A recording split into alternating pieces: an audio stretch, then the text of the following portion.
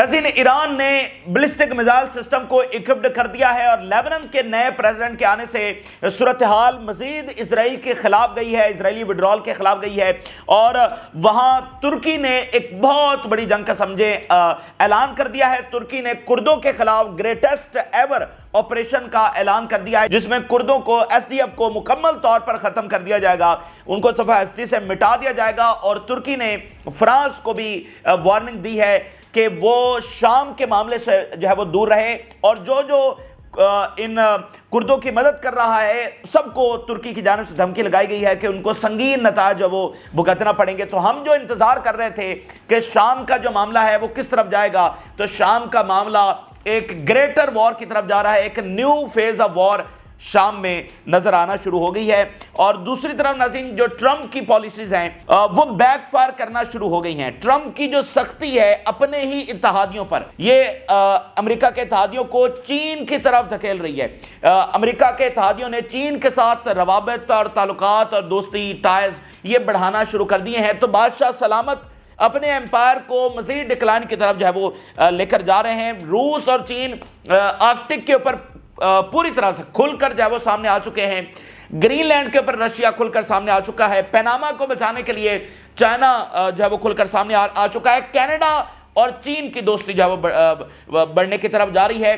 Canada को America लेने की बात कर रहा है, और उल्टा कनाडा नेटो मेंबर, सबसे बड़ा इत्तेहादी अमेरिका का हमसाया, वो किसकी तरफ इंक्लाइन करना शुरू हो गया है? चाइना की तरफ। तो ये तमाम सूरत हाल इसके खिलाफ जा रही है। और चाइना के हैकर्स ने अब तक का सबसे बड़ा एक हैकिंग ऑपरेशन सर अंजाम दिया है, जिसमें उन्होंने जो अमेरिकी बेसेस हैं उनको भी हैक कर लिया है। अमेरिकी बेसेस को चाइनीज हैकर शट डाउन कर सकते हैं, ये ताजा तरीन रिपोर्ट्स में बताया गया है।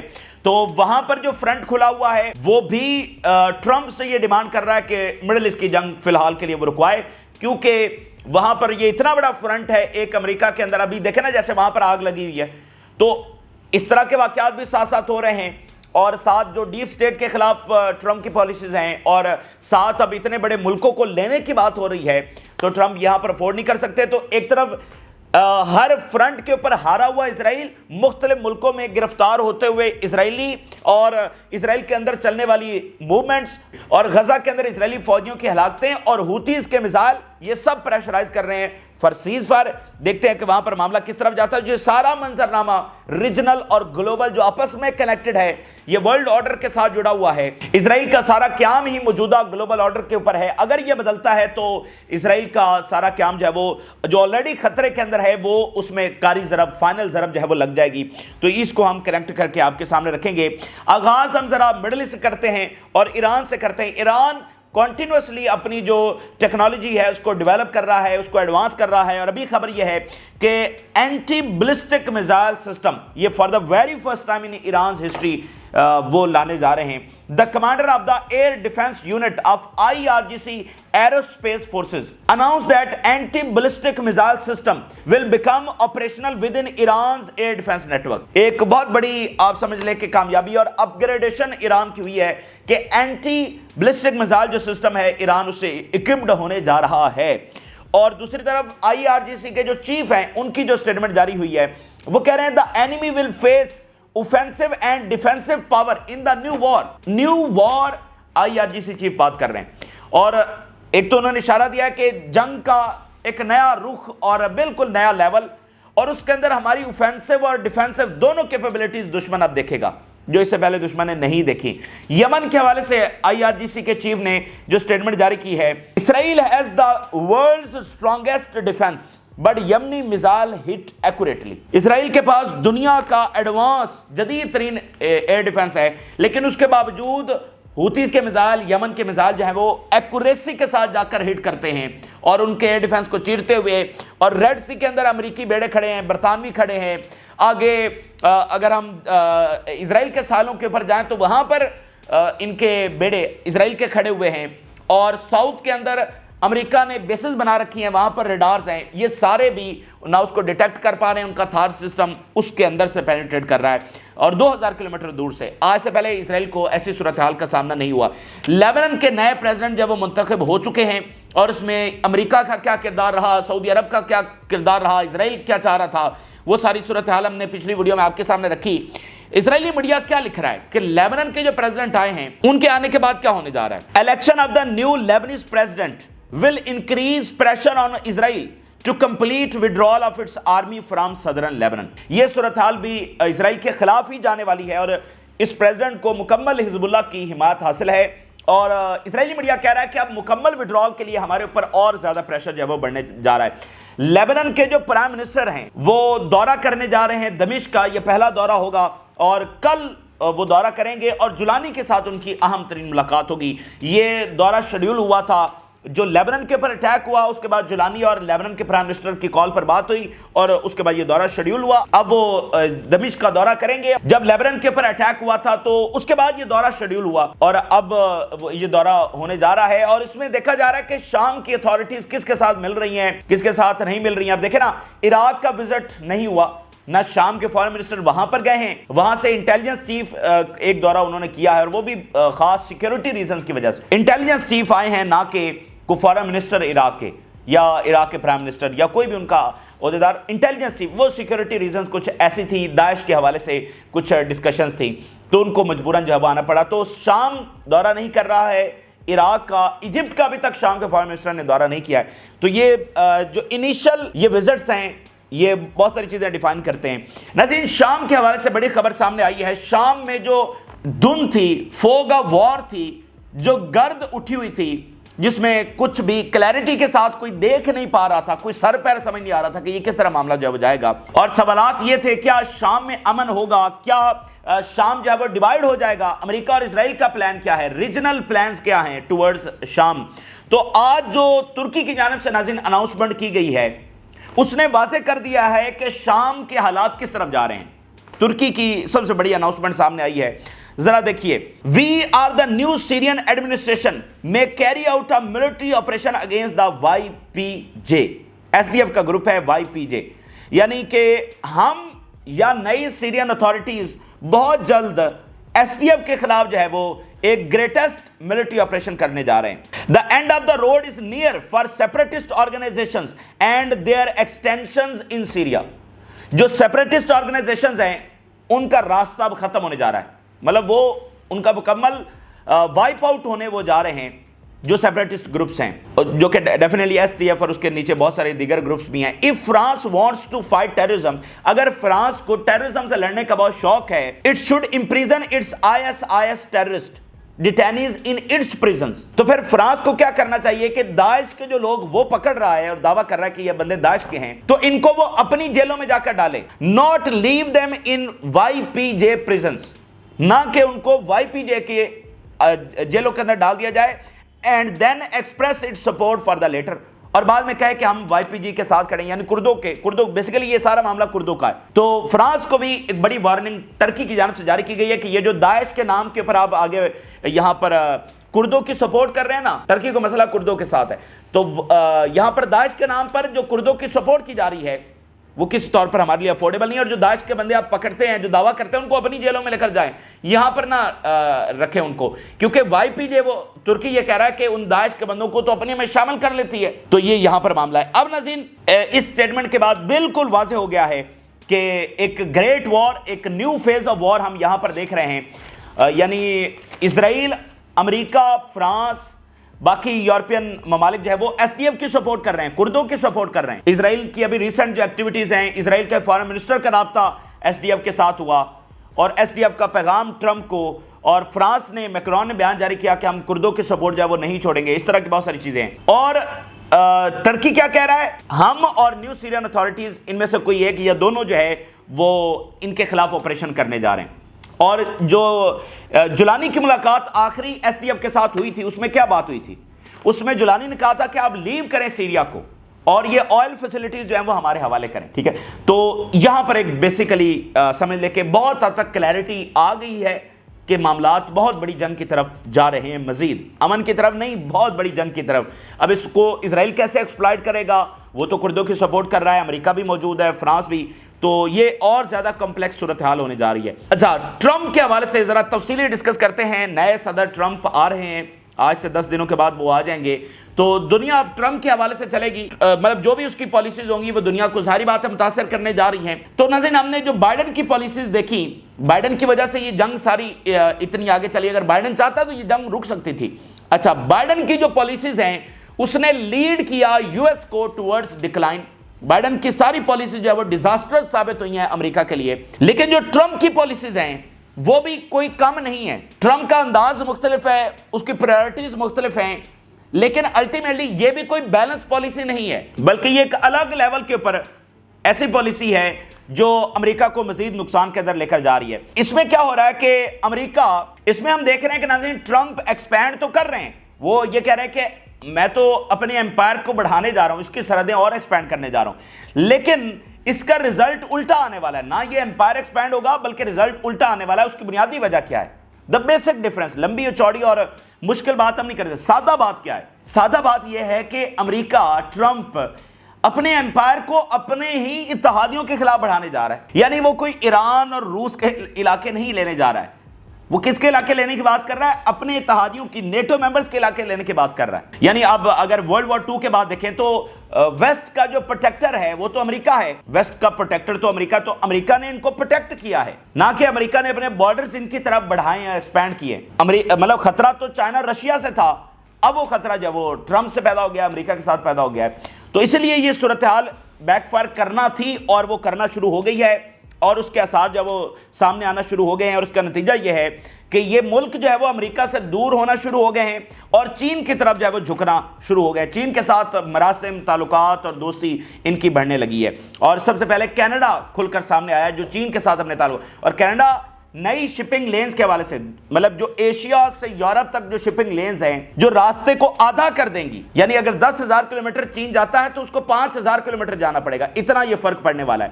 وہ کینیڈا سے ہو کر گزریں گی، وہ آرکٹک سے ہو کر گزریں گی، ٹھیک ہے؟ تو کینیڈا کو دھمکی لگی ہے تو کینیڈا چین کی طرف اس نے دوستی کا ہاتھ بڑھا دیا، اور چین نے بھی آگے اس کو ویلکم کیا ہے، دوستی کو آگے بڑھانے کا اعلان کر دیا چین کی جانب سے۔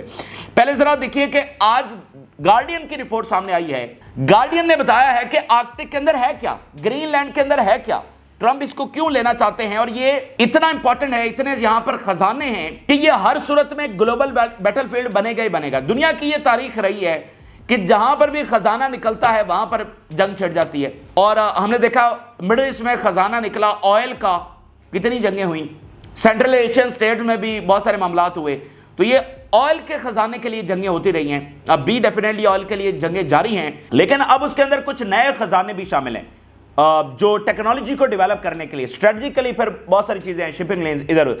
اب ذرا گارڈین نے جو لکھا ہے اس نے کہا ہے کہ کیا ہے گرین لینڈ کے اندر اور آرکٹک کے اندر، minerals as well as massive oil and gas reserves, massive oil اور گیس ریزروز ہیں، منرلز ہیں، and Greenland supply of multiple in demand new materials for green technology is attracting interest from around the world including from China. اور Greenland کے اندر ناظرین وہ materials ہیں جو اس وقت ان ڈیمانڈ ہیں نئی گرین ٹیکنالوجی بنانے کے لیے، ایکو فرینڈلی اور ادھر نئی ٹیکنالوجی بنانے کے لیے جو منرلز پڑے ہوئے ہیں اس وقت دنیا کے کس کونے میں پڑے ہوئے ہیں، دنیا کے کس کونے کے اندر یہ خزانہ پڑا ہوا ہے، وہ گرین لینڈ کے اندر پڑا ہوا ہے۔ اور گرین لینڈ کے یہ جو منرلز ہیں یہ ساری دنیا کو اٹریکٹ کر رہے ہیں، خاص کر چائنا کو بھی اٹریکٹ کر رہے ہیں، اور ساتھ گرین لینڈ جو ہے یہ اسٹریٹجیکلی پوزیشن ہے اس طرح سے between U S and Russia, کہ اس کی اسٹریٹجک امپورٹنس اس طرح کی اس کی پوزیشن کے حوالے سے یہ رشیا اور امریکہ کے درمیان موجود ہے، اور اس طرح اس کی پوزیشن ہے کہ اسٹریٹجیکلی بہت زیادہ امپورٹنٹ ہے دونوں ملکوں کے لیے، اینڈ یہ جیو پولیٹیکل ایک بیٹل گراؤنڈ بننے جا رہا ہے۔ Mining for essential minerals including copper, lithium, cobalt and نکل، یہ سارے یہاں پر ہیں۔ اس کے علاوہ یہ لائن بڑی امپورٹنٹ ہے، melting Arctic ice is also opening up new shipping lanes providing alternative to the Suez Canal۔ Asia سے یورپ آپ جاتے ہیں تو سوئز کینال سے گزر کر جاتے ہیں، جہاں پر آج کل یہ مسئلہ چل رہا ہے، تو اس کا الٹرنیٹو کیا ہے؟ برف پگھل رہی ہے وہاں آرکٹک کے اندر، اور وہ الٹرنیٹو روٹ ہوگا جس کے اوپر ہم نے کل کافی تفصیلی بات کی تھی، and through the Arctic that shorten the journey from Western Europe to East Asia by almost half۔ اگر آپ ویسٹرن یورپ سے ایسٹ ایشیا تک جانا چاہتے ہیں تو اگر آپ آرکٹک کے تھرو جائیں گے تو یہ فاصلہ آدھا ہونے جا رہا ہے. یعنی اگر ایسٹ ایشیا کون سا ہے؟ یہ جاپان، چائنا، یہ سارا جو یہ ایسٹ ایشیا ہے. اگر یہاں سے یورپ جانا چاہتے ہیں، اگر 10,000 کلومیٹر ہے، اگر آپ آرکٹک کے تھرو جائیں گے جہاں پر برف جمی ہوئی تھی، جہاں پر آج سے پہلے پاسبل نہیں تھا، آج پاسبل ہو پا رہا ہے. آج سے پہلے وہ بیٹل فیلڈ کیوں نہیں بنا؟ کیونکہ وہاں پر کوئی جا ہی نہیں سکتا تھا.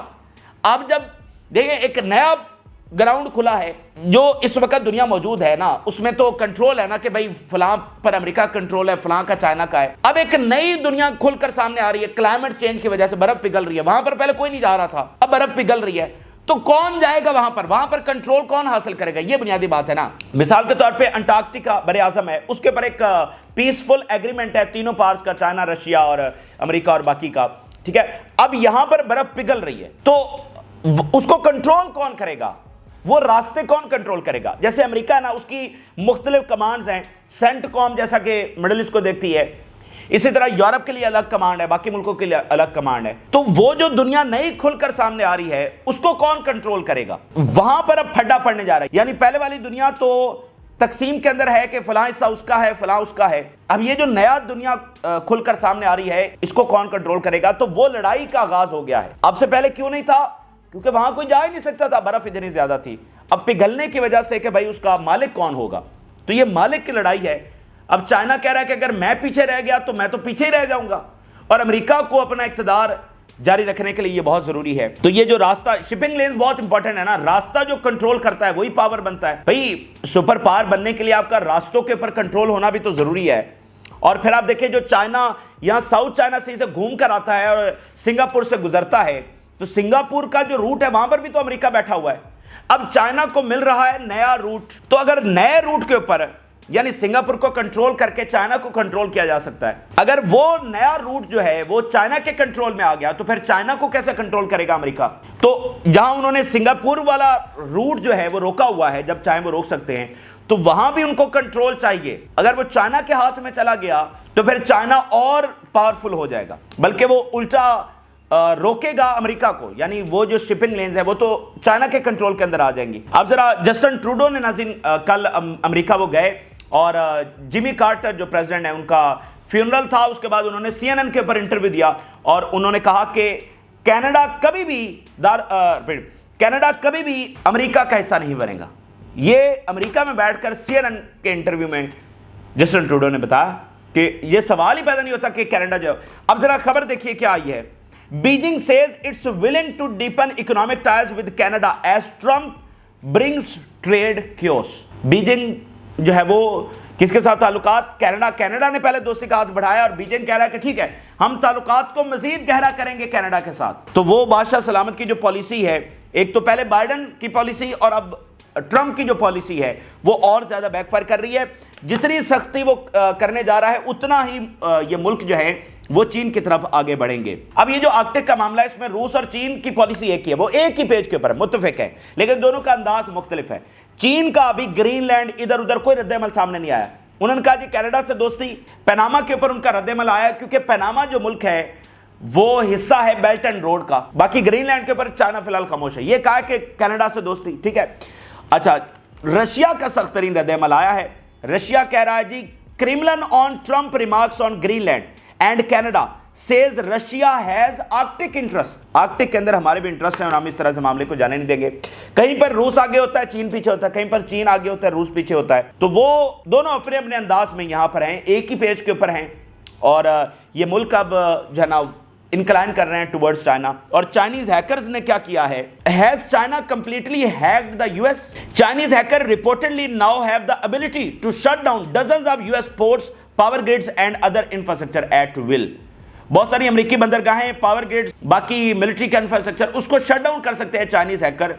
دے are on top of the fact they are likely still in US telecommunication system and seem to have tried to compromise Trump and Vance phones. جو امریکی ٹیلی کمیونیکیشن سسٹم ہے اس کے اندر بھی چائنیز ہیکر شاید گھس گئے ہیں، یہ رپورٹ بتا رہی ہے.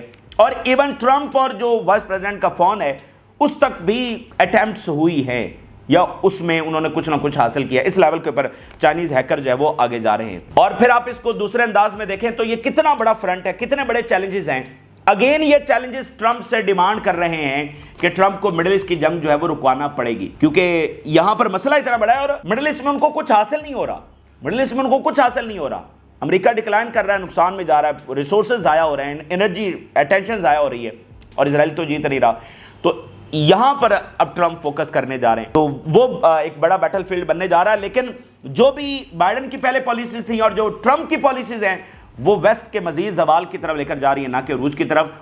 उरूज किसकी तरफ आ रहा है? ब्रिक्स की तरफ, ईस्ट की तरफ। यहां पर तरक्की हो रही है, चाइना, इनोवेशंस, और इवन इंडिया में देखिए किस तरह से वहां पर तरक्की होती चली जा रही है। तो ये इस वक्त की नाज़रीन ताज़ा तरीन सूरत हाल है जो आपके साथ शेयर किया। आपने राय जरूर आगाह करें। जिन लोगों ने चैनल को सब्सक्राइब नहीं किया उनसे रिक्वेस्ट करेंगे कि चैनल को जरूर सब्सक्राइब कर लें ताकि हर आने वाली वीडियो आप तक पहुंच सके। जी अल्लाह हाफ़िज़।